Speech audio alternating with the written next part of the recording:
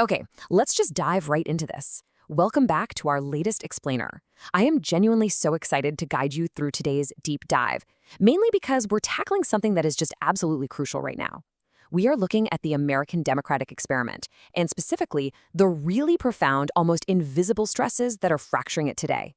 We're going to unpack some fascinating source material that looks at how democracies actually erode.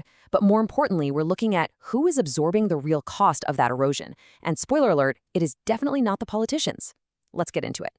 250 years. Think about that for a second. For nearly 2.5 centuries, the United States has pitched itself as this enduring, unofficial, and sometimes flawed democratic experiment. Honestly, generations of us have been taught that democracy naturally bends toward justice, right? We're told our institutions are rock solid and that the peaceful transfer of power is basically our ultimate firewall against tyranny. It's the foundational story we tell ourselves to feel secure about the republic. But that brings us to a really stark question, one that the sources we're looking at today put front and center. Is this whole experiment actually breaking apart in real time? Millions of Americans are literally asking themselves if the death of U.S. democracy, after an incredible 250-year run, is happening right in front of our eyes. To really wrap our heads around this, we actually have to completely rewrite how we think about democratic collapse. Because when we picture a democracy dying, our brains automatically go to the Hollywood version, don't they? We picture tanks rolling down the street or constitutions being burned in some public square. But the reality? It is way quieter than that. History actually shows us that democracies usually die through normalization. It's a slow burn of collective emotional exhaustion. It's the constant mocking of institutions until the public just stops trusting them altogether. This erosion, it happens step by step. Citizens get totally desensitized to corruption. Suddenly, political language turns violent. Your opponents aren't just wrong anymore. They're the enemy. Facts, well, they become kind of optional. Journalists get labeled as traitors, and experts are suddenly the villains. And here's the real kicker. The biggest danger isn't just one authoritarian leader. The danger is when millions of everyday people just start shrugging and accepting this kind of behavior as ordinary, everyday political theater. So let's move into part one, the politics of rage and the invisible victims. If we're being honest, modern American politics functions way less like actual governance and a lot more like professional wrestling mixed with social media warfare. And why? Because outrage is incredibly profitable. It's a simple, brutal formula. Fear drives engagement, the algorithms actively reward extremism because it keeps our eyeballs glued to the screen, and boom, nuance completely dies and a system built purely for clicks and emotional reactions. Now, here's the most uniquely dangerous aspect of this exact moment in history. The children are watching. They are absorbing all of it live, every single night, on every screen, pushed by every algorithm, heard at every dinner table. They're growing up locked inside this outrage machine, watching the adults in the room scream at each other and weaponize hatred. To them, politics doesn't look like civic duty. It just looks like pure aggressive domination. We adults, we love to trick ourselves into assuming kids are just oblivious to it all. We think we're shielding them, but in reality, they are acutely feeling our parental anxiety. They notice when food prices go up or when housing feels unstable.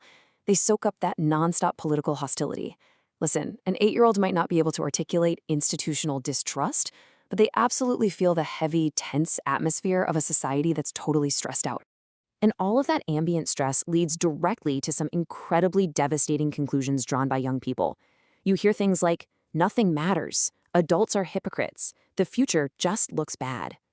The source material makes such a profound point here. Democracy inherently runs on hope.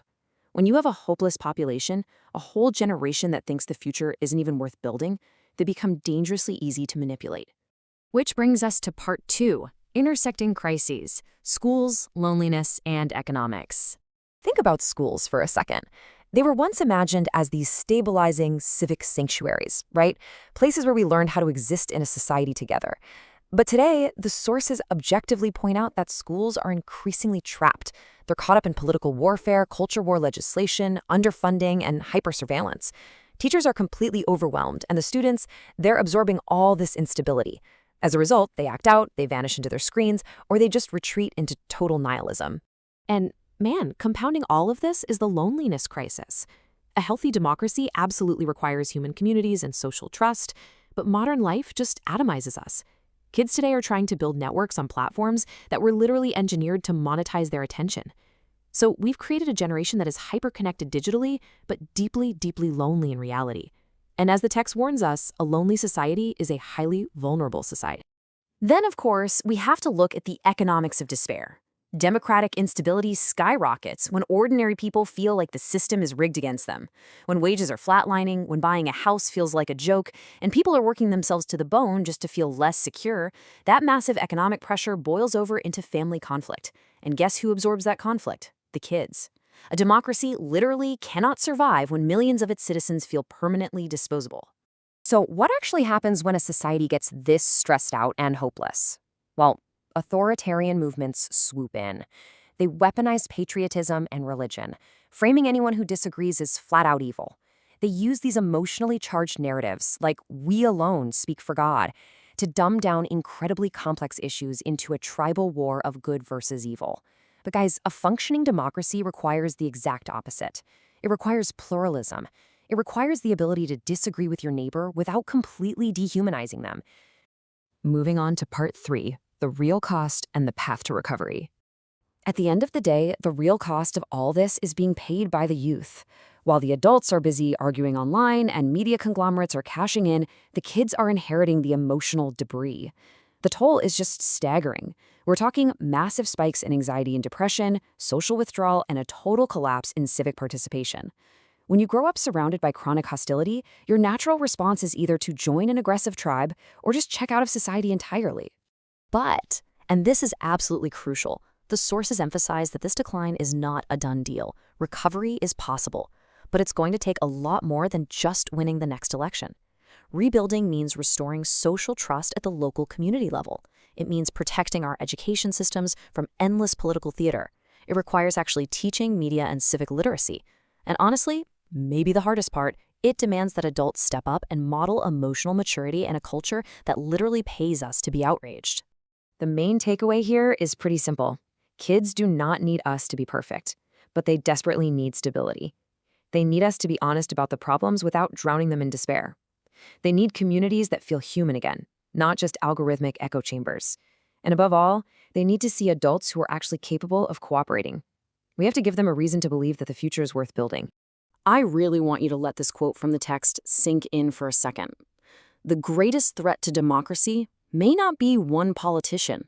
It may be collective exhaustion. That is the grave danger here. It's a society so incredibly overwhelmed by noise and fear and division that people just throw their hands up and stop believing democratic life is even possible anymore. That is how a system hollows out from the inside, so quietly and so gradually that the institutions become nothing more than paper ghosts. So I'm going to leave you with this final, really profound question. After 250 years of this grand American experiment, are we going to step up, repair our democratic culture, and actually model cooperation?